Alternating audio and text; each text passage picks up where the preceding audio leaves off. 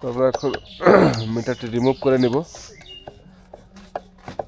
খুঁটি থেকে ডিসকানেক্ট করা শেষ। মিটার এখন নিরাপদ আছে।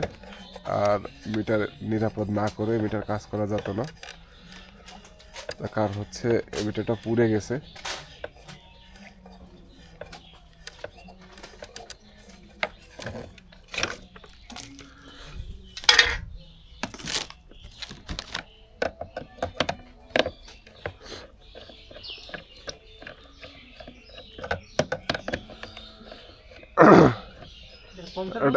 হ্যাঁ, এটা পুরাতন বিদ্যুৎ বিলের কাগজ নিয়ে ওই যে আমরা যেটা তদন্ত দেখেছিলাম ওইটার বিষয়।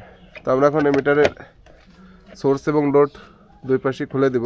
খুলে দিয়ে সোর্স সাইডে যে খুঁটি থেকে যে তারটা আসছে এটা খুঁটি থেকে রিমুভ আছে, তারপর আমরা টেপ পেঁচিয়ে দিব, নিরাপদ করে দিব।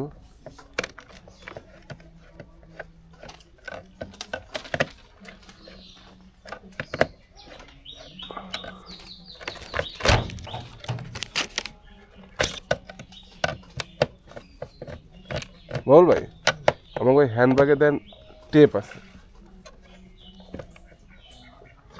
কালো একটা টেপ নিয়ে আসছি সকালে।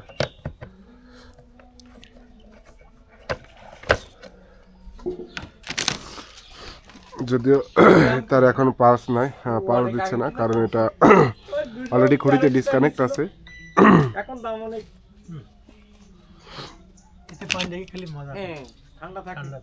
কিসে? আগে তো ওই সিস্টেমই ছিল। মাইঠে মাইঠে আমাকে ঘরে সাইডটা ছিল।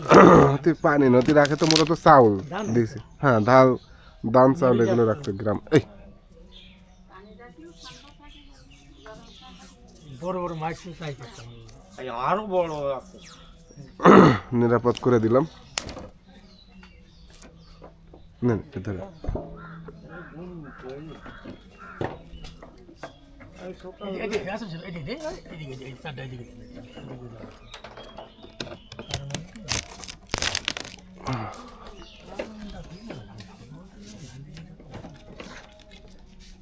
এই জায়গায় সমস্যা বেশি হয়েছে এই পরের খাম্বাটা, পরের খাম্বা মিটার আছে দেখা এই যে কি আপনার ইয়ে আছে না ট্রান্সমিটার, ওইটাই বেশি সমস্যা। এই দিকেও দিতে না তো পুরোনো দিয়ে থাক, একটু উপরেই থাক, ওনা যাওয়া আসা করবে তো।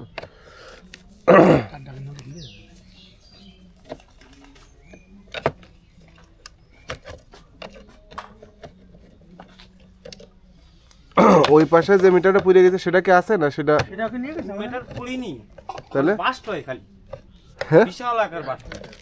বাস্ট হবে কেন?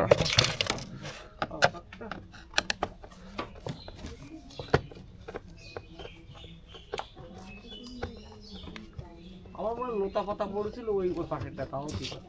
লতা পাতায় পড়া সেটা জিনিস আলাদা, কিন্তু মিটারে কি শব্দ হয়েছে নাকি আমাদের লাইনে? এই মিটার না, এই মিটার তো শব্দ হয়নি, শব্দ হয়েছে উপরে, তারপর তো খেয়াল করছি মিটার পরে।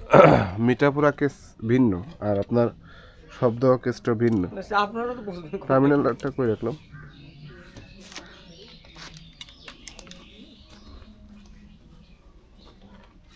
এই যে পাইছি পাইছি। কাকু আগামীকালকে চালনা অফিসে চলে যান, হ্যাঁ, একটা বিদ্যুৎ বিলের কাগজ নিয়ে। আশা করা যায় টাকা পয়সা লাগবে না, আপনি আবেদন করলেই পেয়ে যাবেন। ডিসিআরসি ফি হয়তো লাগতে পারে, তাও না লাগার সম্ভাবনা বেশি। হ্যাঁ ঠিক আছে কাকু। আচ্ছা, বিদ্যুৎ বিলের কাগজ নিয়ে জানেন একটা পুরাতন